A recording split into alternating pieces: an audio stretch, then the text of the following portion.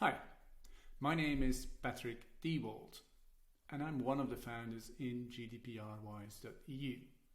Today I'm going to show you how you can get your GDPR in order in 4 practical steps. What you will learn is the 4 practical steps, but 2 will do so through a demonstration of a filled-in GDPR dossier. And we'll end with listing additional resources so you can get all the help you need. Before we start, just a quick recap on the intention of GDPR. Well, GDPR wants you as an organization, as a company, to be more aware of the importance of personal data. And through that awareness, hopefully make sure that you're more considerate. I'm sure you agree with me that being more aware and being more considerate when it comes to the privacy of the personal data that you capture are good qualities to possess as an organization. And in fact, the regulator will want you to prove that you have worked towards establishing those 2 qualities.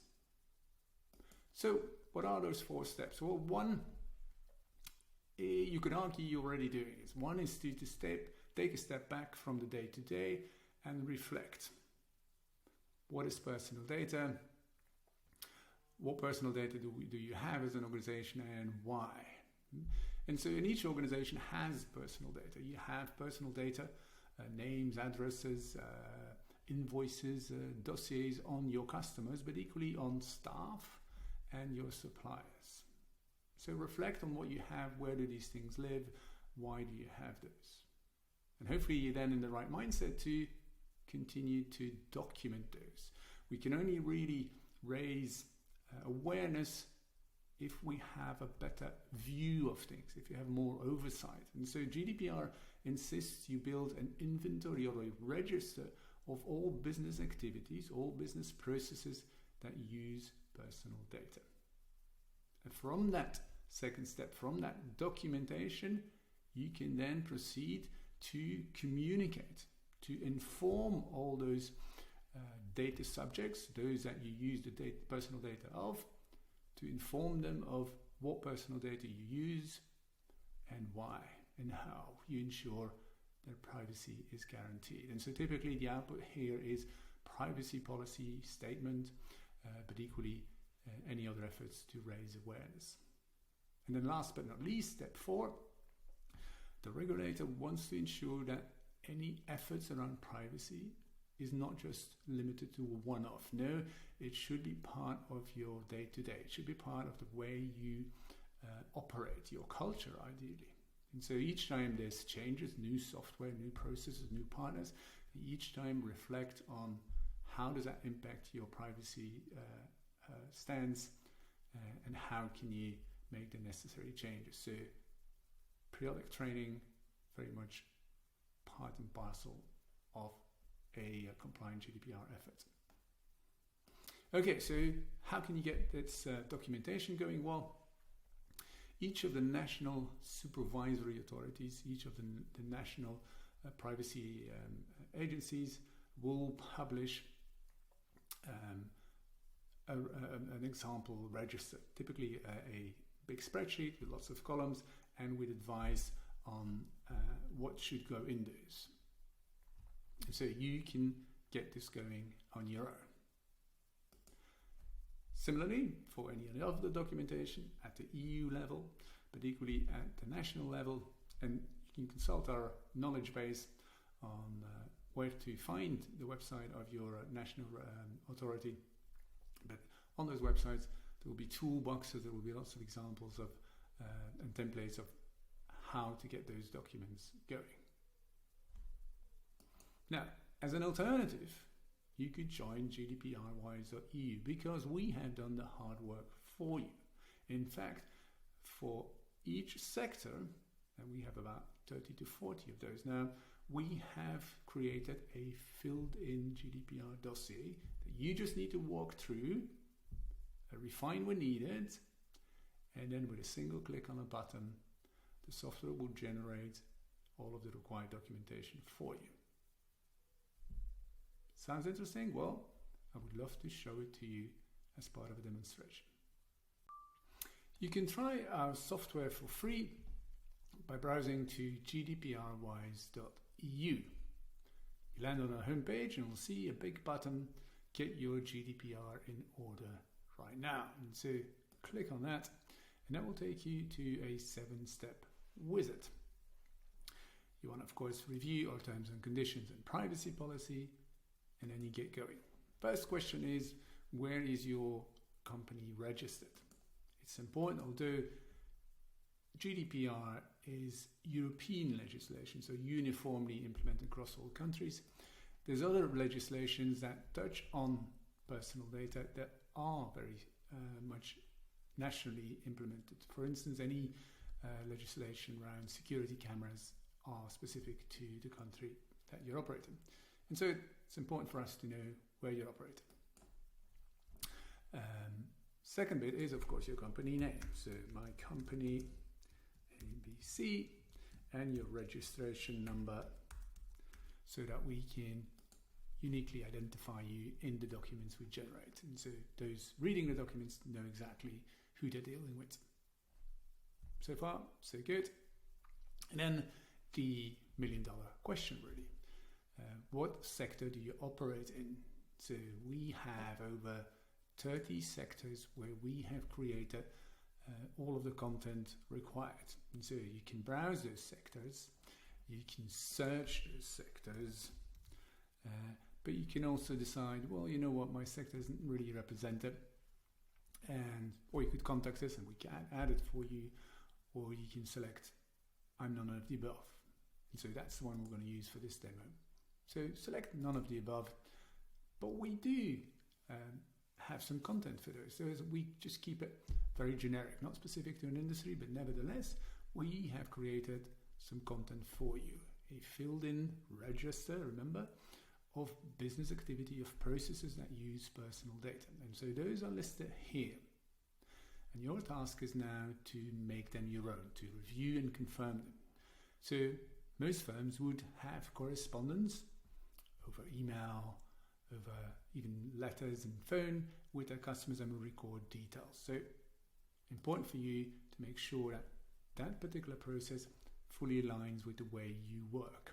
So some general details, but then more specifically the personal data elements that you capture, that you use. We've set some that most would use, so the content of the correspondence, the customer name, and then in this case a personal email address. You might say, well, I don't have private individual customers, all my customers are company addresses, so you know what, you put the work email, maybe the company address in there. You could add any data items that we have in our long list. You could browse, but you could also say, right, also capture the language of the customer. So you can add those. You can even create your own custom data item if we wouldn't yet have that in our library. So you go through it. There's a couple more fields here below around retention period and security arrangements. There's a standard text now we feel would apply generally, but if you want to deviate from that, you can always deviate from that and click the alter text icon, and off you go. So that's your first business process that you've aligned with the way you work. And so you would go through all of those. So you probably deliver goods or services. Again, you would review and confirm the data elements. At some point you want to get paid, so you would issue invoices and run your accounting. You might have a website. Again, if any of those processes like website do not apply, you just click the delete button and it would go. Okay. And then below here we mentioned some other processes you might want to consider adding. If you accept payments in terms of a credit card or apps, well, there's a process for that with predefined data elements. Might be newsletter, might be security camera, etc. Maybe example of a web shop. If we have a web shop, by all means, we would add that process item and review the data items. So, okay, home address, payment card details. Yeah, mostly dealing with individuals. Yes, I actually do ask about birthdays and age, but maybe there's some other details, like a phone number, so I can phone them up and deal with any issues. So personal phone number goes in there. All good. Retention periods, happy with the standard text. Security arrangements, same thing. Save. And again, we've added that process to your register. So you see how easy it is. You review what's there, you add and refine. So that gives you pretty much the inventory, the register for your customer related processing. And you would now wrap up and create the account. You start on the free trial. Only when you're happy with the free trial, you would move to a paid plan. So you can't even select anything else here. And then you would put in the details, your email, so we can create the account. You will receive a email to validate your email as is normal with web applications, and that would bring you, once activated, to the full account. An example here, and so you see, you land on your dashboard, but you have these 3 dossiers. One around your customer, which you kind of already drafted and as part of the registration process, and then we ask you to do the same thing here for your staff, if you have staff. Again, there's some cards there for you. It's very same process. You would go in and review the data items, and of course any of the processes, other processes that you would be implementing. Third dossier that we want you to go through is your interactions with third parties, as that's where you might be sharing data with others, and that's very important to capture. You might think you're not sharing, but every firm is sharing data. If I'm a customer with you, my personal details might be on the invoice. You submit the invoice to your accountant, you're sharing data with your accountant. So you could you must actually add the bookkeeping process here, and you see very similar fashion. There's a description of the process. There's again the data items, but then there's a third tab here. This is the third party, and so you would enter the details here of the third party. A lot of third parties we've already set up, as we work with a lot of accounting firms that use our software to help their customers, and so it might already be there. Then you use it, or you put in the new details. The software can generate a data sharing agreement that captures roles and responsibilities in sharing data with the third party. If that data sharing agreement already forms part of the existing contract you have with that third party, you don't have to have the app to generate it. So you can select it. No, don't have to generate it. Just save it like that. Okay. So bookkeeping and any sharing as part of that with your bookkeeper is now nicely documented in the register. But there might of course be other things that you share. You might be sharing on social media, similar. You would say, right, yes, I do share. I share these type of things, and you would put the social media party in there. Again, likely to be already part of your user license agreement with Facebook. And you press save. So here, have a look at the third-party processing that we suggest. Another good one to note is, of course, your IT support partner, someone maintaining your website. That party might actually have access to your data or to the customer data, only for support reasons, but nevertheless he has. There might be all sorts of SaaS applications. If you use a CRM tool in the cloud, well, actually that is running on their servers, so by all means you should add that. So if I, for example, would maybe add HubSpot sales as a CRM platform, HubSpot, you can see here it's predefined, and you would go through a similar process, reviewing the data items and then selecting the HubSpot third party. So once you have you've assured that your customer dossier, your staff dossier, and your third-party dossier align with the way you work, you're pretty much done. You can now go and generate your GDPR documents. And that can be done with a single click. And so for your customer privacy policy, click the button, generate my privacy policy. The software goes through all sorts of checks, looks at your dossier, looks at country-specific things, sector-specific things, and it generates a document for you. You can then download it in a number of formats, HTML to put it on your website, PDF maybe to attach to a contract. And you can, of course, also preview it. So you click the preview button just to show you what it might look like. This is a grey box with some more instructions. This will not feature in the final download, but this helps you to go through this more quickly. And you see there's some specifics here that are inserted, not just your company details, but more importantly, the specific data items, personal data items that you use.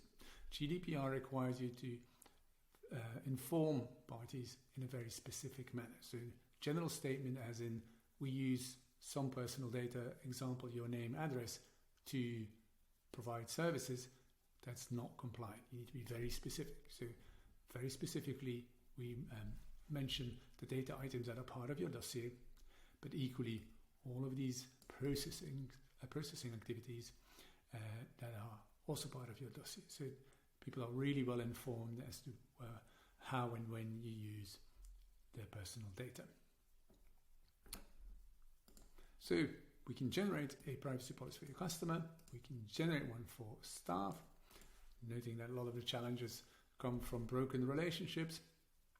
Customer, yes, but equally staff. So it's very important to have staff-related privacy policy attached to any employment contract, and you can generate it here with us. But then, of course, you should have your register similar here. Click the button and have a look what's in there. We also have a breach incident template that you can use, and some other items that are coming later in the year. Just one last detail here. And it is good practice that any of your privacy related queries, you route them through a privacy mailbox. And so this is where along your company details you can set what your privacy mailbox is. So that's the one that will be inserted in those documents for people to contact you. And if you want to work with your colleagues to build up this dossier, as your colleagues in HR might know more about the staff related matters, you can just add as many users as you want. There's no restriction here. That's it for now. Hope you found it useful. In the demonstration just now, you saw how you can use our software to document your register and also communicate and inform those involved in your personal data processing. Now, step 4 was to make sure that GDPR isn't a one-off activity. And so you want to stay in the green. And there's a few items here. One is to implement those GDPR rights that are now firmly with the data subject. So the right to see your data, the right to be forgotten, the right to delete your data, in other words. And so make sure that your organization implements processes to enable those rights. Second point is to revise really your security posture around personal data. If you don't know where to start and how to do this, check our GDPR-wise knowledge base. There's very easy guides on how to go through that. Third element is to make sure that you train and educate those involved with personal data. Again, here, great number of videos on GDPR-wise to help you with that. Fourth element is what the GDPR regulator calls out as privacy by design.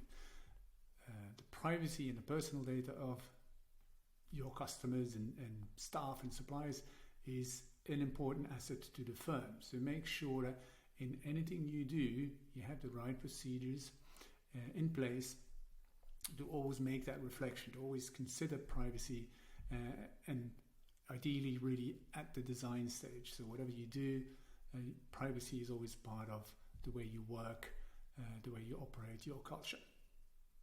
Last but not least, compliance is never a one-time effort. It's a continuous effort. And so make sure that you stay up to date with any updates. It could be updates to the legislation. It could be updates, new advice that is being issued by regulators. It could be fines and court cases that shed new light on what can be done and not be done. Make sure you stay up to date. Of course, the easiest way to do that is make sure that you have a subscription with GDPR Wise, and then we'll keep you informed of any changes that might be generic or specific to your sector. So, last but not least, where can you get support? Well, on GDPR Wise, the knowledge base is quite extensive, is free for you to access.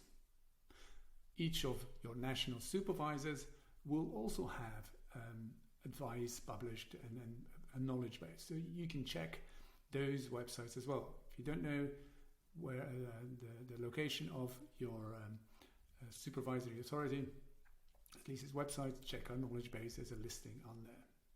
Thirdly, you can also go and consult your sector organization. They're actually there for you. They have lots of advice on this GDPR compliance effort and other topics. So by all means, contact your sector organization. Fourth option is once you're a member with us, we of course are only an email away, or even we can set up a Zoom call and make sure that we can address any challenges that you have. And if you would need really tailored and custom professional advisory for a more complex matter, we can arrange for that as well through our support channels or with any of our partners. So that was it. Thank you for your time and hope to see you soon.